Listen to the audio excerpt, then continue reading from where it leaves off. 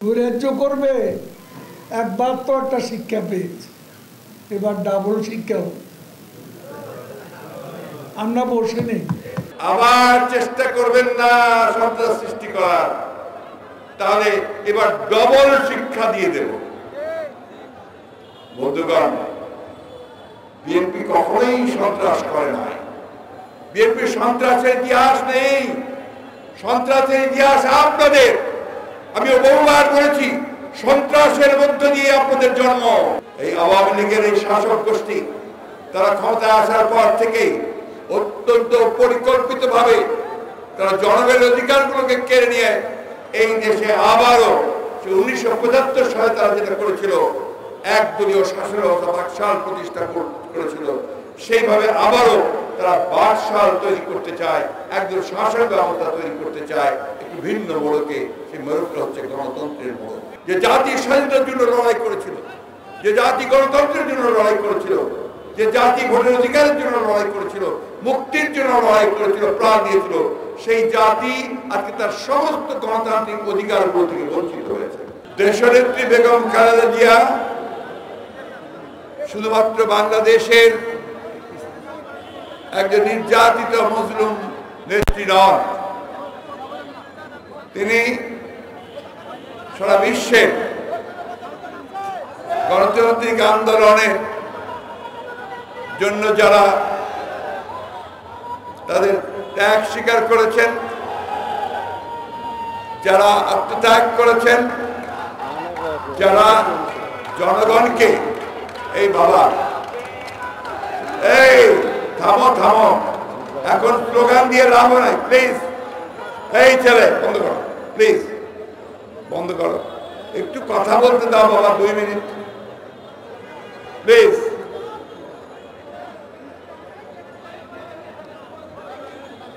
আজকে সারা বিশ্বের মধ্যে এই দেশনেত্রী বেগম খালেদা জিয়া, যিনি তার সারাটা জীবন রাজনীতির গণতন্ত্রের জন্য কাজ করেছেন, কখনো গণতন্ত্র প্রতিষ্ঠার জন্য, কখনো গণতন্ত্রকে ফিরে পাওয়ার জন্য, কখনো গণতন্ত্রকে প্রতিষ্ঠিত করবার জন্য তিনি লড়াই করেছেন, সংগ্রাম করেছেন।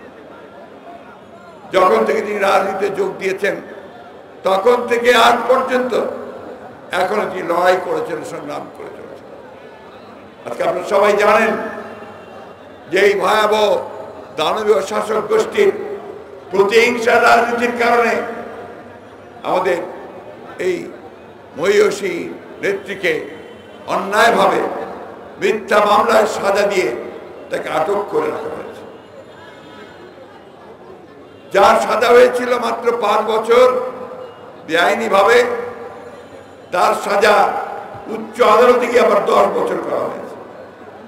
এবং যে ধরনের মামলায় অন্যান্য সবাই জামিন পেয়ে যায়, যা তার প্রাপ্য, সেই জামিনও তাকে দেওয়া হচ্ছে না। তিনি অত্যন্ত অসুস্থ, এত অসুস্থ যে প্রায় তাকে হাসপাতালে নিতে হচ্ছে তার ন্যূনতম চিকিৎসার জন্য। বারবার এই শাসক গোষ্ঠীকে বলা হয়েছে যে তার যে চিকিৎসা, তার এই উন্নত চিকিৎসার জন্য তাকে বিদেশে যেতে দেওয়া হোক চিকিৎসার জন্য। বিদেশ থেকে আন্তর্জাতিক নেতৃবর্গ তাকে আহ্বান জানিয়েছে, কিন্তু তারা সেই কথা শুনছে না। কারণ তাদের উদ্দেশ্য একটাই, যে দেশনেত্রী বেগম খালেদা জিয়া মুক্তি হন, তাহলে তাদের যে শাসন, তাদের যে তক্তে তাউস, তাদের যে মসনদ, সেই মসনদ টিকে থাকবে না, জনগণের উত্তাল তরঙ্গের মধ্যে তা ভেসে যাবে। বন্ধুগণ,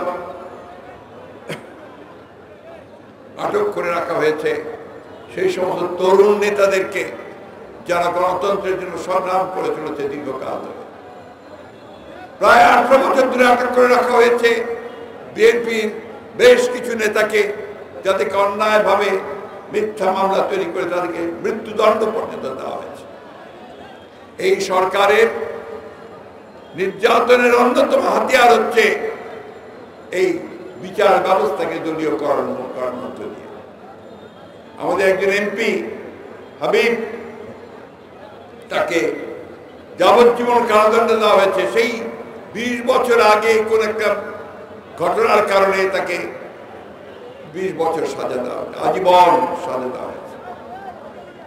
ঈশ্বরদীতে 9 জনকে মৃত্যুদণ্ড দেওয়া হয়েছে একই ধরনের মামলায়। এই সরকার টিকেই আছে শুধুমাত্র এই সমস্ত মিথ্যা মামলা করে। একটা আদালতকে তারা ব্যবহার করতে চায় তাদের নির্যাতনের হাতিয়ার হিসেবে, উইপনাইজ করতেছে তারা, সেইভাবে তো ব্যবহার করে তারা আজকে এই শাসন ব্যবস্থায় টিকে থাকতে চায়। আপনারা দেখেছেন ইতিমধ্যে এই রাষ্ট্রযন্ত্রকে ব্যবহার করে কিভাবে জনগণের ন্যায় সঙ্গত যে দাবি, একটা গণতান্ত্রিক ব্যবস্থার ন্যূনতম অধিকার, ভোট দেওয়ার অধিকার, সেই ভোট দেওয়ার অধিকারের জন্য যে আন্দোলন, সেই আন্দোলনকে তারা কিভাবে নিদারুণভাবে এইভাবে গত 28 অক্টোবর আপনাদের মনে থাকার কথা, এইখানে কিভাবে তারা পণ্ড করে দিয়েছে, পুরোপুরিভাবে পণ্ড করে দিয়ে সে আন্দোলনকে তারা দমিয়ে রাখার চেষ্টা করেছে।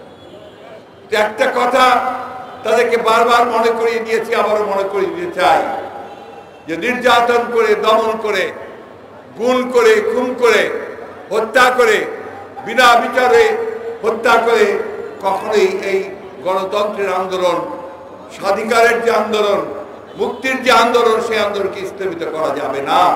অতীতেও যায়নি, এখনো যাবে না। বন্ধুগণ, আজকে যুব দলের সবাই, এখানে যারা উপস্থিত আছেন সবাই যুবক। আমরা যখন যুবক ছিলাম, ছাত্র ছিলাম, তরুণ ছিলাম, আমরা দেশের স্বাধীনতার জন্য সংগ্রাম করেছি, লড়াই করেছি।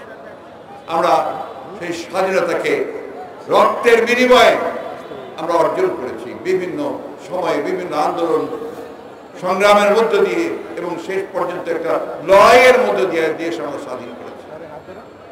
আজকে বাংলাদেশ স্বাধীন হয়েছে, প্রায় 53 বছর হয়েছে, কিন্তু এর চেয়ে মর্মান্তিক আর কিছু হতে পারে না।